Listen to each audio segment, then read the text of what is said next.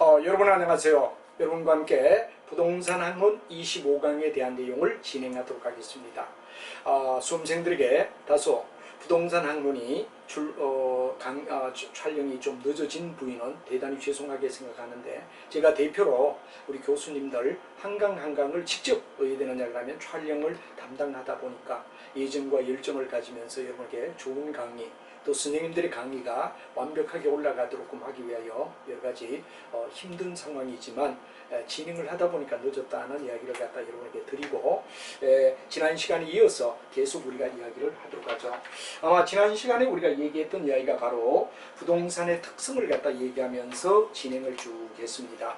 부동산의 특성은 여러 가지가 있지만 국지적이다 뭐 이런 말을 하고, 비공개적이다, 뭐 땅을 팔고 사는 걸 공개로 할 수 없죠. 또 표준화가 될 수가 없는 비표준화다 하는 말이 되고, 또 조직이 비조직성을 지니고 있다. 왜냐하면 조직적이라고 하면 계속 진행이 돼야 되지만 땅을 사고 팔고 중개인 이런 입장에서 일시적 이야기가 되기 때문에 비조직적이라고 우리가 말할 수 있죠. 그리고 시장의 수급을 갖다가 완벽하게 조정해 줄 수가 없다. 이런 걸 마음껏 해야 되느냐, 느리고 줄이고 이런 이야기를 상품처럼 일반적인 우리가 봤을 때 연필이나 필기 도구나 또는 지우개나 이런 학용품을 만드는 것처럼 만들 수는 없다, 이런 얘기가 되죠. 그리고 단기는 굉장히 곤란하다. 상당히 비중이 크기 때문에 사람들이 고민과 갈등을 많이 하다 보면 장기화되지 단기적일 수가 없다 하는 얘기까지를 지난번에 했습니다. 그럼 오늘 바로 여러분 과다한 법적 제한이 있다, 7번째부터 우리가 얘기를 한다면 이런 얘기가 되죠. 요즘만 해도 뉴스에서 계속해서 정부에서 얘기되죠. 그렇죠. 부동산에 대한 이런 정책에 여러 가지 고민과 갈등을 하며 어떻게 하면 서민을 위해서 또 전 국민을 위한 이런 정책이 될 것인가, 그리고 삶의 보금자리인 집을 가지고 우리가 상당히 어떠냐 그러면 혼전에 빠지는 뉴스를 많이 볼 때가 있습니다. 이런 이야기는 바로 부동산에 대한 여러 가지 공적 사항이 제약이 된다. 공적과 사적, 그래 여러분들 잘 알지만 토지에 대한 공개론이다 하는 이야기까지도 나올 정도로 바로 이 공공성이 굉장히 큰 시급한 문제가 되기 때문에 과다한 법적 제한을 받을 수밖에 없다 하는 걸 7번째로 우리가 얘기를 하죠. 그리고 자금이 굉장히 유용하다 하는 말이 됩니다. 그래서 우리가 일반적으로 부동산이 고가라는 이야기를 갖다 얘기하죠. 그래서 우리가 예를 들어서 금융비용이 어떠냐, 금융비용이 높으냐 낮으냐, 금리가 높으냐 낮으냐, 여기에 따라 어떻게 되느냐 그러면 바로 자금에 대한 유용성의 문제가 굉장히 영향을 준다 이렇게 되죠. 금리가 싸냐 금리가 비싸냐, 여기에 따라 주택의 가격에 굉장한 영향을 주고, 이런 이자율은 반드시 뭐가 되느냐, 금융비용으로 우리가 봐야 되고, 부동산의 공급자가 수요와 공급자의 영향을 주는 게 뭐가 되죠? 금리다 이런 말을 씁니다. 은행에서 사기 이자를 갖다 주느냐 아니면 비싼 이자를 줘야 되느냐에 따라 수요와 공급은 많이 달라질 수 있다 이런 얘기가 되겠죠. 그래서 이와 같은 화폐에 대한 정책, 정부의 화폐에 대한 정책이라고 우리가 말하고, 또 화폐 정책은 바로 금융시장의 변화를 갖다 주며 이 자금시장을 주식이냐 채권이냐 아니면 뭐가 되느냐 부동산이냐 하는 걸 갖다 이동시킬 수도 있다. 예를 들어서 요즘처럼 집값이 너무 높다 이럴 때는 사람들이 인력을 가지고 어떤 투자할 곳이 없다 이거죠. 그럼 어떻게 되느냐, 주식과 채권이라는 이야기, 바로 여러분 잘 알지만 회사의 주인이 되는 주식이냐 아니면 회사의 단기적으로 돈을 빌려주는 채권이냐 하는 이야기, 이런 쪽으로 흘러갈 수 있는 이야기가 된다. 그래서 자금을 여러 가지 각도로, 바로 금리가 어떠냐, 금리, 바로 금리는 바로 여러분 잘 알지만 은행의 이자율을 얘기하는 얘기가 되죠. 거기에 따라 부동산에 영향을 받는다는 얘기가 되고, 이 자금시장의 변동에서 만약에 영향을 준다면 역시 주식이나 채권도 부동산의 한 부류로서 바로 뭐가 되느냐 그러면 자금의 유용성에 속하는 영역으로 볼 수 있다 하는 이야기로 설명을 드릴 수가 있다는 이야기가 되겠습니다. 자, 그 다음 우리가 봤을 때 부동산 시장은 그러면 이런 걸 가지고 어떤 기능을 갖다 하게끔 하느냐, 부동산 시장이 가지는 의미가 어떠냐 하는 이야기를 우리가 한번 가만히 보도록 하죠. 일단 부동산 시장은 바로 자본에 대한 배분, 그리고 교환, 그 다음에 가격에 대한 창조, 그리고 자금의 이런 수요와 공급을 조정하는 역할, 이런 것들을 갖다 우리가 한다 이거죠. 그렇지만 우리가 봐서 좀 더 어떻게 되느냐 그러면 지역이나 또는 어떤 사회에 있어서 바로 경제적 위치에 많은 영향을 갖다 준다는 이야기, 사회적 경제적 영향, 우리가 잘 알지만 주택정책 또는 아니면 뭐가 되느냐 보금자리, 이런 이야기가 삶에 굉장히 중요한 역할을 갖다 차지하기 때문에 바로 부동산 시장은 이런 자본에 대한 배분이나 교환이나 가격의 창조나 그 다음에 수급의 조정이나 이런 것들을 하며 바로 사회적인 어떠냐 그러면 경제적 영향을 주는 아주 중대한 뭐가 되느냐 그러면 역할을 하는 것이 부동산 시장이다. 거의 우리가 의대죠. 생애 삶을 살며 또 여러분들 대학을 졸업한 이후에 취업을 해서 돈을 벌 때 바라보는 내용이 나의 집, 내가 살 곳, 이런 데 대한 부동산 시장, 이 기능은 굉장히 중요한 이야기가 되는 거죠. 그렇기 때문에 뭐가 되느냐, 사회적 경제적 위치에 영향을 준다 하는 이야기를 얘기하며 부동산 시장이 있음으로써 바로 가지는 기능은 어떠냐. 첫째는 바로 자원에 대한 배분이다 이거죠. 자원의 배분이라는 말은 바로 수요와 공급을 갖다 맞춰준다는 이야기. 수요자와 공급자 사이에 뭐가 되느냐 그러면 바로 자본의 배분 역할.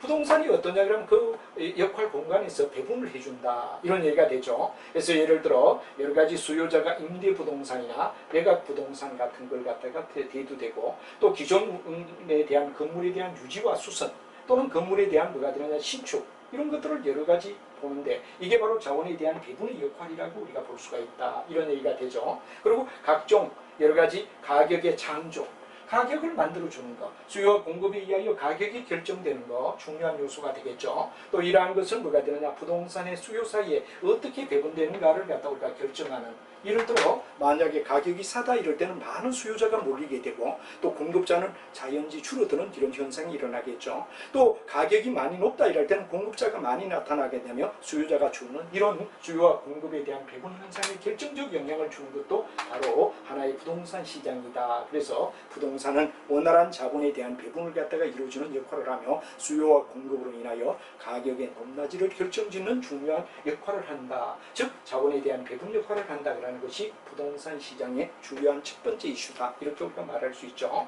두 번째는 가격의 창조입니다.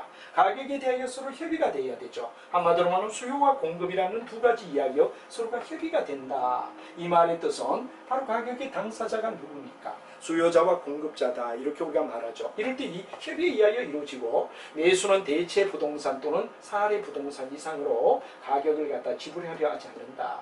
그러니까 공급은 뭐가 되느냐? 수요자가 원하는 가격, 공급자가 원하는 가격, 여기에 수렴하는 쪽으로 가야 되지. 만약에 지나친 예를 들어 가격의 하락 이런 것들로 인하여 시간이 지남에 따라 여러 가지 가격의 조정, 하락이나 상승이라는 두 가지가 이르게 되고 바로 가격 정보에 대해서 우리는 부동산에 대한 당사자도 중요하지만 바로 부동산의 안전과 유지를 위해서 뭐가 되느냐 중요한 요소가 바로 가격에 대한 프라이스, 가격 굉장히 중요한 얘기가 되겠죠. 우리가 가격을 얼마에 사느냐 또 가격 정책 이런 것들이 정부의 고민과 갈등을 갖다가 일으키는 중요한 변수가 된다 하는 이야기도 바로 가격 창조라는 문제가 있기 때문이다 하는 이야기가 되겠죠.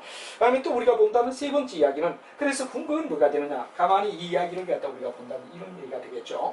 자, 매수인의 경우는 맨 먼저는 굉장히 낮은 가격으로 해야 되느냐 그럼 시작하고 싶습니다. 나는 5억의 집을 사고 싶다 하는 낮은 가격이죠. 그러나 시간 타임이 지남에 따라 매수인도 해야 되느냐 그럼 여러 가지 제한 곡선이 구할 수가 없으니까 6억이든 7억이든 약간씩 올라가는 제한선. 그래서 시간이 지남에 따라 매수인의 뭐가 되느냐 그럼 제한 곡선이 가격은 올라갈 수밖에 없다. 반면에 매도인은 굉장히 높은 가격을 받고 싶어 합니다. 나는 10억에 사고 팔고 싶다. 근데 10억을 내놓을 사람이 없다 이거죠. 시간이 지나면 자연지 매도인도 어떻게 되느냐 그 기세가 꺾여서 공급을 하강을 할 수밖에 없는 자기의 원래 제안했던 곡선에 어떻게 되느냐 그럼 하강할 수밖에 없다. 매수인은 어떻게 되죠? 오른쪽 가격을 갖다가 기대보다는 높아진다 이런 얘기가 되죠. 그 다음 매도인의 경우는 자기가 기대했던 가격보다 낮아지는 선에서 시간이 지남에 따라 차츰 수요와 공급이라는 조정안이 있어서 부동산 시장은 이 속에서 공급은 절충안이 나온다. 매수인은 어때? 원래는 낮은 가격이었습니다. 그러나 시간이 지남에 따라 구할 수가 없다 보면 포기하고 가격을 높여주는 쪽으로 올라갈 수밖에 없다는 얘기가 되겠죠. 매도인은 자기는 굉장히 높은 가격을 받고 싶습니다. 그러나 살 사람이 없으니까 차츰차츰 뭐가 되느냐 매도인의 제한 곡선을 하강할 수밖에 없다. 그래서 이 범주 안에서 바로 매수인의 제한 곡선과 매도인의 제한 곡선이란 이 사이에서 뭐가 되냐 가격이 절충선이 일어날 수밖에 없다는 이런 문제, 수요와 공급에 대한 가격의 형성 과정을 나타낸 그림이다는 거. 다시 한번 얘기하면 바로 매수인의 경우는 낮은 가격으로부터 출발을 하지만 나중에 기가 꺾여서 높여주는 쪽으로 가야 되고, 그다음 뭐가 되느냐, 매도인의 경우는 굉장히 높은 가격을 갖다 시작했지만 살 사람이 없기 때문에 살 사람을 갖다 충족하기 위하여 차츰차츰 뭐가 되느냐, 가격을 낮춰주는 입장. 그래서 매도인과 매수인의 제한 곡선의 범주 안에서 뭐가 되느냐, 그러면 가격의 형성이 일어날 수밖에 없다는 그림을 나타내는 이야기, 이걸 갖다 이해를 해야 된다는 게 아주 중요한 이야기가 되겠습니다. 자, 그 다음 세 번째는 교환 기능입니다. 말 그대로 수요와 공급, 매매가 이루어지는 이야기. 바로 일종의 뭐가 됩니까? 매도인과 매수인이 서로가 뭐가 되느냐, 그럼 부동산을 갖다가 사고 파는, 부동산을 사고 파는, 또는 부동산과 현금에 대한 뭐가 되느냐, 교환. 그리고 소유와 임대라는 어떤 입장의 교환. 이런 교환의 변화가 일어나는 게 교환 기능이다, 이런 얘기가 되죠. 그래서 우리가 일반적으로 봤을 때 부동산과 뭐가 되느냐, 현금, 서로가 교환해야 되는 거죠. 그다음 소유와 임대라는 입장, 이런 것들이 다 교환에 의하여 이루어지는 부동산의 교환 기능이라고 말할 수 있다.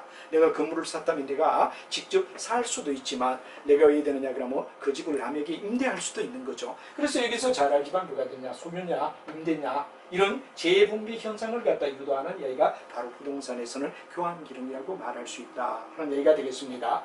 그리고 굉장히 중요한 이야기가 정보입니다. 정보, 인포메이션이다. 현대 시대를 갖다 우리는 바로 정보의 시대라고 불러주는 거죠. 그리고 주식 같은 경우도 정보를 얼마나 획득하느냐에 따라 주가의 변동을 잘 예측하는 사람이 돈을 벌 수 있고, 예측이 잘못되었다 그럴 때는 엄청난 바로 시련을 겪을 수도 있다. 이러듯이 부동산도 하나의 정보에 대한 제공의 효과를 갖다 영향을 받는 부위다, 이렇게 되죠. 왜? 고가성. 우리가 잘 알지만 부동산은 뭐 1, 2원 하는, 또는 10원, 20원 하는 뭐 이런 가격이 아니다 이거죠. 뭐 10억, 20억 이렇게 고가성이다 이거죠. 그렇기 때문에 전반적 부동산 활동은 뭐가 되냐, 고가라는 정보를 갖다가 결정하는데 엄청난 의사결정에 고민을 해야 된다는 얘기가 되죠. 그래서 이런 의사결정에 정보를 갖다 주는 역할, 이 정보를 갖다 우리가 뒤에 가면 이제 배우는데 약형이냐, 중강형이냐, 또는 강형이냐 하는 세 가지 각도로 우리는 어떠냐 그러면 바로 정보의 역할을 갖다가 우리가 구분하는 뒤쪽의 내용을 배울 때가 있습니다. 우리가 일반적으로 이와 같이 이런 여러 가지가 있다 보니까 뭐가 되느냐, 부동산에 대해서는 여러 가지 투자자라든가 건축업자라든가 개발업자라든가 감정평가업자라든가 이런 것들이 어디 되느냐, 여러 가지 정보를 제공하는 하나의 주요 매체다. 그래서 자기 혼자 독단적으로 처리하는 것이 아니라 수없는 많은 정보를 이용하여 부동산은 거래가 이루어지고 또 사고 파는 일하게 이루어지기 때문에 부동산은 정보 제공을 받는 인포메이션 데이터가 있어야 된다는 주요 역할을 갖다가 또 하나 제시한다라고 말할 수 있다, 이렇게 되겠죠. 자, 그 다음에 이제 우리가 양과 질을 조정한다, 이런 얘기가 됩니다. 그래서 예를 들어서 여러 가지 알지만 부동산 소유자가 또는 건축업자와 개발업자, 관리자가 토지의 형질의 변경을 해서, 또는 뭐가 되느냐, 건물의 용도를 변경해서 부동산의 양과 질을 갖다가 교환한다. 예를 들어서 우리가 말할 때 넓은 공간이 있다면 한 사람이 소유할 수가 없을 땐 여러 다세대라든가 또는 여러 가지 뭐가 됩니까, 공간을 갖다 분류하는 것, 또는 아니면 아주 중요한 요지에 있는 어떤 하나의 사무실을 공유한다든가, 이런 이야기 속에서 양과 질이라는 이야기, 양면을 갖다가 조정해주는 역할이 부동산이다, 이렇게 우리가 되겠죠. 그래서 부동산은 여러 가지 알지만 여러 가지 시장의 압력과 기회락이라는 두 가지에 반응할 수밖에 없는 거다 이거죠. 정부의 여러 가지 정책 또는 기회, 이런 것들을 갖다 고민하게 되고, 그리고 새로운 어떤 모델이나 또는 기술 혁신, 혁신이라는 말은 바로 발전을 얘기합니다. 이노베이션, 혁신이라는 말을 우리가 쓰는데 이건 바로 기술의 발전인데, 예를 들어 이런 겁니다. 상품 이렇게 일단 계속 상품을 만들어 간다면 요 한 단계 한 단계 발전하는 걸 갖다 우리가 이노베이션, 혁신이라고 부르듯이 여러 가지 뭐가 됩니까, 제품을 생산하는 데서 이 공법이 계속해서 발전한다 이거죠. 이 발전하는 걸 갖다가 혁신이라고 얘기를 합니다. 시장 변화를 초래하게 되고, 또 수요가 되면 뭐가 됩니까, 여러 가지 정대되면 분할도 하고, 또 공간량을 정대하기도 하고, 이 분할과 바로 정대라는 이야기, 분할과 정대라는 이야기, 이런 것들을 통하여 양과 질을 갖다가 조정해주는 역할을 갖다 하는 것이 부동산이다, 이렇게 우리가 얘기하죠. 너무 작은 소유의 땅인데 큰 건물을 지어야 된다 그럴 땐 여러 바로 뭐가 되느냐 그러면 한마디로 말하면 뭐가 됩니까, 정대를 해야 될 거고, 또 너무 넓은 땅을 가지고 해야 되느냐 그러면 개인이 사기 곤란하다 할 때 분할해주는 분할의 역할, 이와 같이 분할과 정대라는 두 가지를 통하여 뭐가 되냐, 양과 질적인 면을 조정해주는 기능을 갖다 담당하는 게 부동산이다, 이렇게 우리가 또 얘기할 수 있다 있다는 걸 한번 체크하시면 될 것 같습니다. 자, 그 다음에 이제 우리가 봤을 때 확인 예제 문제로 넘어와서 확인 예제 이야기 속에서 내용을 갖다 쭉 보면 여러분들 확인 내용은 문제 자체가 기본적인 문제를 갖다 담고 있기 때문에 별로 어렵지는 않습니다. 자, 우리가 보면 부동산 시장에 대하여 설명 중 틀린 것, 항상 문제를 받을 때는 맞는 것이냐 틀린 것이냐에 체크를 할 필요가 있다 이거죠. 여러분 앞에서부터 그냥 문제를 제대로 읽지 않고 맞는 거 묻겠지 그러고 바로 보자마자 맞는 거 그러고 동그라미 치면 야단 나는데 틀린 것 그런 말에 줄을 걸 필요가 있습니다. 자, 여러분이 잘 알지만 완전한 동질성 아파트라 하더라도 아파트 입지에 따라 시장의 가격은 달라진다. 맞는 말이죠. 어느 위치에 있느냐에 따라 똑같은 아파트 속에서도 예를 들어 남향이냐 북향이냐 이 향에 따라 달라질 수가 있다. 맞죠? 그다음에 일반적으로 부동산 공급은 상당한 시간이 소요되기 때문에 단기적 가격 왜곡이 발생할 수 있다. 그렇죠? 우리가 일반적으로 어떻습니까?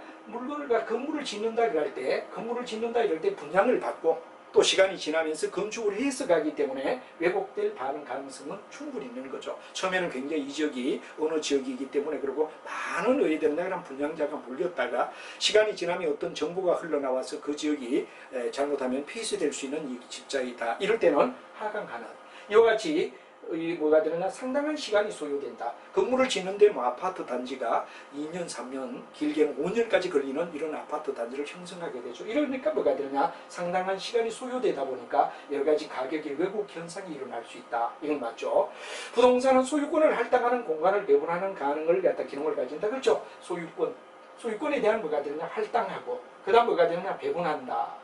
예를 들어 아파트를 갖다 지어서 같이 우리가 지역마다 또는 자기의 땅을 갖다 얼마 내느냐에 따라 각각 뭐가 됩니까? 할당도 하고 배분하는 이런 기능 맞죠? 그다음에 부동산 기능은 경제활동에 대해서 대지불 능력, 바로 지대에 대한 능력과 토지 이용의 유형을 갖다가 결정하는 데 중요한 기능을 한다. 그렇죠? 부동산 시장은 단순한 땅을 빌렸을 것인가 아니면 건물을 지어서 자기가 소유권을 가질 것인가 임대냐 소유냐 이런 것들이 다 뭐가 됩니까? 바로 결정되는 기능이다. 이거죠. 부동산은 국지성으로 인하여 가격 형성된다 있는데 이 국지성이라 그런 말이 굉장히 중요한 이야기가 됩니다. 일정한 지역에 대한된 성질을 갖다 얘기하는데 이건 부동산의 국지성.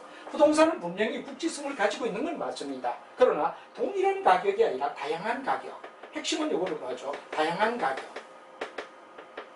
동일한 가격이 형성되기가 매우 어렵습니다. 그래서 국지성으로 인하여 국지성은 사실이지만 뭐가 되느냐 그거로 인하여 가격이 동일하게 된다라는 이야기는 아니죠. 왜? 여러 가지 지역마다 영역마다 가격에 의해 되느냐 그럼 달라지기 때문에 우리는 국지성은 단순한 토지의 성격은 국지성이라고 말해도 가격은 국지성에 의하여 동일하게 된다라는 것은 아니다 하는 말로 5번이 정답이 된다는 얘기로 우리가 답을 갖다가 알아준다면 어렵지 않게 여러분이 얘기하지 않겠나 하는 이야기를 드릴 수 있습니다. 그래서 다시 한번 얘기하면 이제 이런 부동산은 여러분이 잘 알지만 자원에 대한 배분, 두 번째는 가격을 창조한다. 이때 그림은 아까도 얘기했지만 우리가 앞쪽으로서 돌아가서 한번 본다면 이런 얘기가 되겠죠. 자, 그래서 여러 가지가 있겠지만 이제 내용을 갖다 우리가 정확하게 알아야 하는 그래프 이야기가 되죠. 시간이 지남에 따라 매수인의 제한 곡선, 그 다음에 매도인의 제한 곡선이 변경되는 과정을 갖다 우리가 그림으로 봤던 거 이거 정확하게 한번 체크해 달라는 얘기를 드리고 이제 우리가 확인 문제까지 여기에 국지성은 절대 제한된 지역이기 때문에 동일한 가격이 아니라 다양한 국지성으로 동일한 가격이라 그런 말은 잘못된 이야기다 하는 이야기를 말씀드릴 수 있습니다. 자, 이와 같이 단기와 장기를 개별 기업 입장으로 보느냐 이럴 때는 개별 기업은 생산시설 규모 변경입니다. 그리고 산업으로 올 때는 퇴거와 진입이 자유로우냐 자유롭지 못하냐 하는 시간의 개념을 가지고 얘기한다 하는 걸 부동산에서 단기 장기의 개념으로 이해하시면 되죠. 자, 그 다음에 단기 균형과 장기 균형이란 두 가지가 있죠. 단기는 짧은 시간 속에서 우리가 얘기하는 이야기를 얘기하고 그 다음 뭐가 되느냐 바로 일종의 수요의 증가가 일어날 때 단기 속에 수요가 증가가 된다. 우리가 봤을 때 준비가 전혀 안 된 상태에서 얘들은 수요가 늘어나는 경우를 얘기하는 거죠.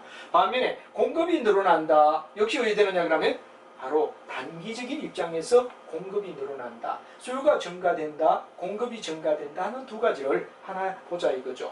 이럴 때 우리가 봤을 때 수요 곡선이 상향으로 이동한다. 높아진다 이거죠. 반면에 공급은 뭐가 되느냐? 하향으로 하향으로 가격을 낮춰서도 많이 팔겠다는 얘기가 되고, 여기는 비싸게 사서 올라가도 왜 되느냐, 사람들은 사겠다니까 수요 곡선은 상향이라고 본다면 공급 곡선은 가격선으로 볼 때 하향 쪽으로 간다, 이렇게 우리가 얘기하는데, 이 그림을 갖다 우리가 보며 이야기를 하자 이거죠. 자, 여러분이 잘 알지만 일종의 수요의 경우는 뭐가 되죠? 수요의 경우는 원래 뭐가 되느냐, 수요와 공급이 P0에서 이루어졌다 하는 입장이 되죠. 근데 왜 되느냐, 우리가 봤을 때 수요가 더 늘어났다 이런 얘기가 되죠. 수요 곡선이 올라갔다 이거죠. 그럼 자연지 가격은 P0에서 P1으로 올라갈 수밖에 없지 않느냐 하는 얘기를 얘기하죠. 반면에 공급의 경우는 원래는 높은 가격인 P0에서 뭐가 되느냐, 형성이 수요와 공급을 형성했죠. 근데 왜 되느냐 그러면 초과 공급을 시키겠다. 초과 공급이 되면 공급의 곡선이 어디 되느냐, 하향하는 쪽이 되겠죠. 그러면 자연지 뭐가 되느냐, 이 가격에 만나는 P0에서 P1으로 내려오는 하강하는 그림을 갖다 그린다는 이야기. 그래서 단순히 수요가 증가된다, 수요 곡선 올라가는 거. 반면에 뭐가 되느냐, 공급이 증가된다, 공급 곡선이 어디 되느냐, 늘어나니까 뭐가 되죠, Q가 늘어나는 쪽이니까 가격으로 볼 때는 하강하는 거. 그리고 여기서는 P0에서 P1까지 올라가는 게 수요 증가의 경우를 얘기한다라고 말하죠. 그래서 P0에서 P1으로 올라갔다, 이런 얘기를 갖다 얘기한다는 얘기가 되겠죠. 그럼 반면에 여기는 P0에서 뭐가 되느냐, P1으로 하강했다, 왜 내려오는 상황을 갖다 얘기한다 이거죠. 그래서 초과 공급의 경우는 가격이 내려올 수밖에 없고, 초과 수요의 경우는 바로 뭐가 되냐, 가격이 상승하는 경우를 나타낸다. 얘는 하강하는 경우를 갖다 나타낸다 하는 이야기를 얘기하고 있다는 걸 그림을 통하여 이해를 한다 하는 것은 뭐 기본적으로 여러분 어렵지 않게 이해가 되겠죠. 자, 그 다음 우리가 봤을 때 장기 균형이냐 단기 균형이냐 하는 문제를 갖다 우리가 보는데, 장기란 말은 장기와 단기의 경우는 형태를 갖다 우리가 나타내는데, 바로 여러 가지 뭐 주택 수요가 증가되었다 어떤 지역에서, 또 가격이 상승되게 되고, 또 기존 가격의 생산 범위 내에서 공급을 갖다 증가시키게 된다 하는 이야기가 장기적인 입장이 되는 거죠. 장기 균형은 단기 경우와는 달리 뭐가 됩니까? 어떤 지역에 굉장히 중요한 게 시간적 여유를 가진다는 얘기가 굉장히 중요한 이야기가 되죠. 타임에 대한 뭐가 되냐? 여분이 있다. 타임에 대한 여분이 있다는 말은, 만약 어떤 지역에 수요가 증가되었다. 그러면 수요 증가는 가격을 갖다 상승시킬 수밖에 없죠. 그리고 또 기존 공급자는 뭐가 되냐, 현재 생산 능력 범위 내에 위에서 공급을 계속 증가시키게 된다. 이렇게 되겠죠. 그래서 부동산 가격이 상승했다 그러는 것은 공급자는 초과 이윤을 획득하고자 한다. 초과 이윤을 갖다가 내고 싶다, 이런 얘기가 되죠.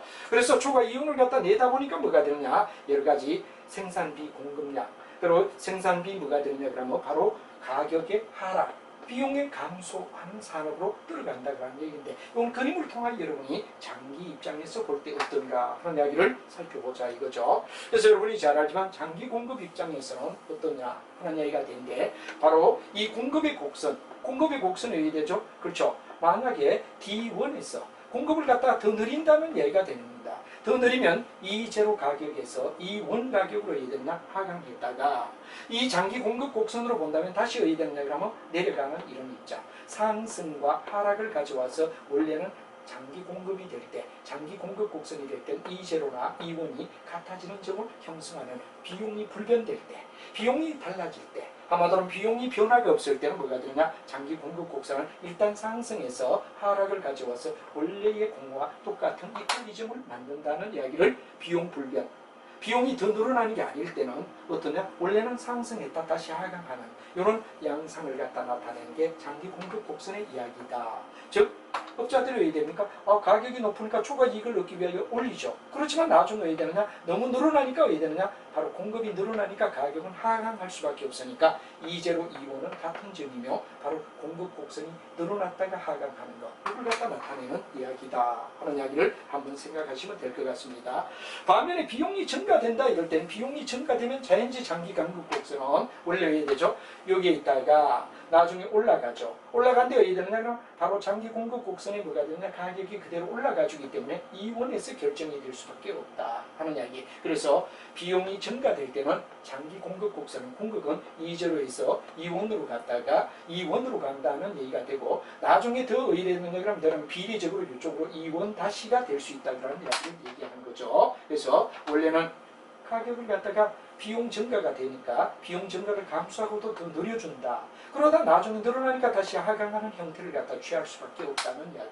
그래서 비용이 증가되는 산업의 경우는 일단 의되죠. 비용이 늘어나더라도 더 증가시켜놓고 나중에 의되느냐 그러면 다시 비용이 늘어나는 만큼 마이너스가 되니까 원점으로 와서 이원과 이제로는 같다는 이야기를 형성하는 거. 앞쪽과 똑같은 어떤 현상을 우리가 얘기했던 거 생각을 하시면 되겠죠. 그래서 우리가 공경은 내용을 갖다가 비교한다면은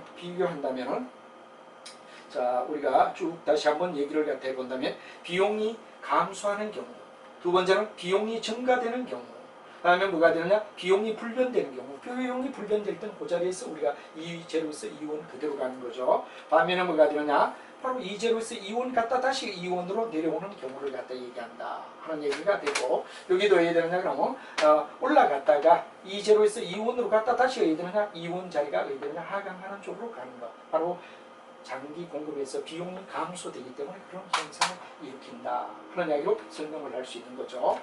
자, 그 다음 효율적 시장으로 온다 이럴 때 효율적 시장의 가장 중요한 이야기는 바로 여러분이 잘 알고 있는 뭐가 됩니까? 하나의 정보에 대한 이야기다 이렇게 우리가 얘기를 할 수 있습니다. 정보에 대한 이야기다. 정보를 얼마만큼 활용하느냐 이런 얘기가 되죠. 그래서 여러분이 현재 시장에 여러 가지 정보가 적용될 때 어떤 정보가 적용이 될 수 있느냐 하는 이야기가 중요한 이야기가 되는데, 여기는 바로 여러분 잘 아는 뭐가 있냐면 약형이다. 약형은 뭐를 갖다 얘기하죠? 과거를 얘기합니다. 과거에 있었던 여러 가지 정보가 현재 영향을 준 걸 갖다 우리는 약형이라고 얘기를 하죠. 마치 주식시장에서 그 회사의 배당을 얼마 줬느냐, 과거 실적을 보며 평가를 한다 그러면 약형 뭐가 되느냐? 효율적 시장을 우리가 얘기한다. 반면에 중간형은 과거와 현재라 그러는 이야기, 과거 플러스 현재가 될 때 우리는 뭐라고 하냐면 중강형이라고 얘기를 할 수 있다 하는 말이 되죠. 그리고 강성이 될 때는 과거는 물론이고 그 다음 뭐가 되는데 현재는 물론이고 그 다음 뭐가 되느냐 미래까지도 우리는 생각하는 세 가지를 다 따져준다 이럴 때를 우리는 강성의 효율적 시장이라고 우리가 말한다. 그래서 우리가 일반적으로 이 정보에 대한 카테고리를 얘기할 때 정보가 얼마만큼 효율을 갖다 주느냐 여기에 따라 과거의 이야기, 과거를 가지고 우리가 얘기하면 약형이라고 얘기를 하죠. 반면에 과거와 현재까지를 우리가 얘기한다면 이건 뭐가 되느냐? 중강형이라고 얘기할 수 있다. 그리고 이제 마지막에 과거와 현재와 미래까지 다 가지고 정보를 갖다가 적용될 수 있다. 그러면 이건 뭐가 되느냐? 강성이라고 우리가 불러줄 수 있다. 그런 이야기를 여러분이 이해를 하시면 될 거다. 이거죠. 자, 그래서 우리가 일반적으로 본다면 여기에 시장의 효율적 시장의 영향을 본다면 이런 이야기가 되겠죠.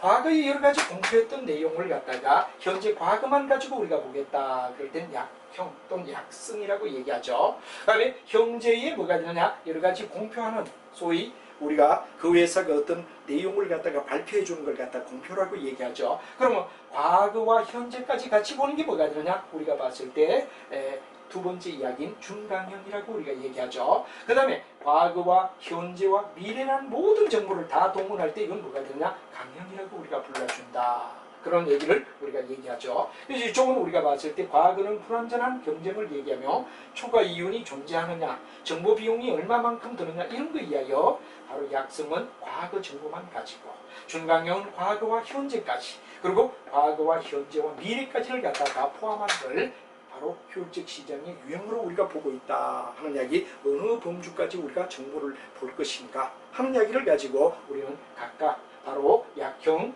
중강형, 강형 세 가지를 갖다 나타내는데 정보의 시기가 어디까지냐 하는 얘기를 갖다 얘기를 합니다.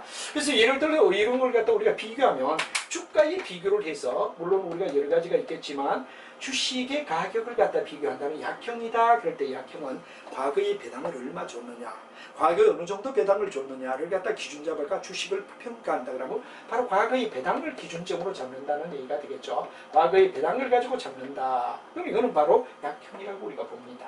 근데 중강형은 뭐가 되느냐? 공시입니다.